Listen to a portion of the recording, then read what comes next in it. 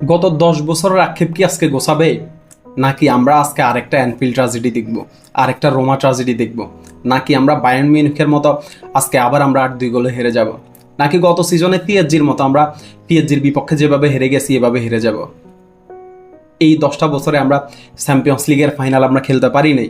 Last এই জার্সিটা পরে Messi, Neymar, Suarez, Xavi, Iniesta খেলে গেছে চ্যাম্পিয়ন্স লিগের ফাইনাল, চ্যাম্পিয়ন্স লিগের ট্রফিটা তারা উচিয়ে ধরে গেছে। এর পরে আর এই 10টা বছরে আমরা চ্যাম্পিয়ন্স লিগের ফাইনাল খেলতে পারিনি। কি হয়েছে এই 10 বছরে? এই 10 বছরে আমরা এই ক্লাবটার উত্থান পতন আমরা খুব সামনে থেকে দেখছি। ক্লাবের সেরা প্লেয়ার, ক্লাব ইতিহাসের সেরা প্লেয়ার মেসি কান্না করতে করতে এই ক্লাব থেকে বিদায় নিছে। এরপরে এই ক্লাবটা ইউরোপা লিগ পর্যন্ত খেলছে, কিন্তু এই ক্লাবের ফ্যানরা কি এই ক্লাবকে ছেড়ে চলে গেছে? মেসি, নেইমার, ইনিয়েস্তা, জাভিরা এই ক্লাবের প্রতি যেভাবে ভালোবাসা শিখিয়ে গেছে আমাদেরকে, এই ভালোবাসাটা তো ভাই সারা জীবন থাকবে।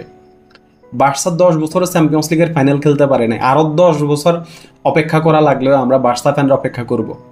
আমরা বার্সা ফ্যানরা অপেক্ষা করব। ক্লাবটাকে আমরা এইভাবেই ধারণ করি, ক্লাবটাকে আমরা এভাবেই ধারণ করি। আজকে সান সিরোতে যে কোনো কিছু হইতে পারে ভাই, আজকে সান সিরোতে যে কোনো কিছু হইতে পারে।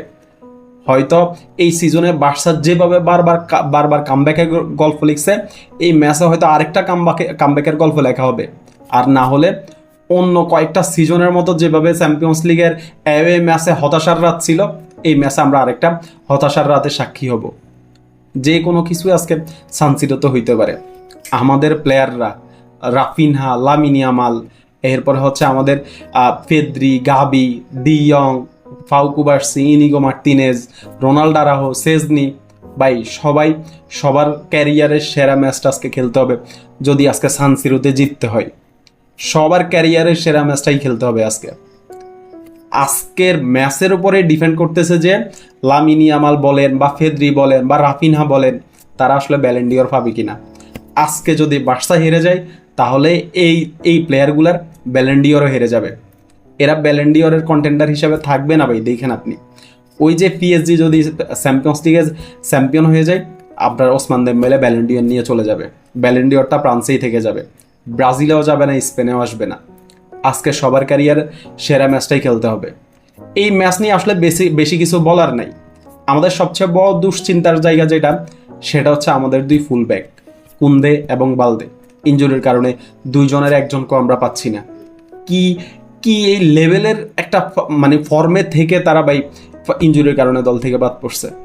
কুন্দে কোপা দেল রের ফাইনালে গোল করছে, উইনিং গোল যেটা ছিল ওইটা। বালদে কি দুর্দান্ত ফর্মে ছিল। আমি জানি না এই দুইজনের শূন্যস্থানটা আজকে আপনার হ্যান্সি ফ্লিক কিভাবে পূরণ করে, কি চিন্তা করে রাখছেন। আজকে জেরার্ড মার্টিন আপনার লেফট ব্যাকে শুরু করবে, রাইট ব্যাকে হয়তো রোনাল্ডো আরাহো বা এরিক গার্সিয়া, যেই শুরু করুক, এদেরকে নিয়ে আসলে হ্যান্সি ফ্লিক কি চিন্তা করে রাখছেন জানি না ভাই। শেষ পর্যন্ত হ্যান্সি ফ্লিকের উপরে ভরসা আছে। যেভাবে এই সিজনে হ্যান্সি ফ্লিক বারবার কামব্যাক করে দেখিয়েছে, ওই রকমই আরেকটা কামব্যাকের গল্প আজকে রাত্রে লেখা হবে। আমার এই ম্যাচের আগে আরেকটা ম্যাচের কথা আমার খুব বেশি মনে পড়তেছে। আরেকটা ম্যাচ না বলতে দুইটা ম্যাচের কথা আমার খুব বেশি মনে পড়তেছে। সেটা হচ্ছে এই সিজনে কোপা দেল রের আপনার সেমিফাইনালের কথা। আমরা কিন্তু নিজেদের ঘরের মাঠে কোপা দেল রের সেমিফাইনাল ফার্স্ট লেগে 6 মিনিটে আমরা 2-0 গোলে পিছিয়ে পড়ছি।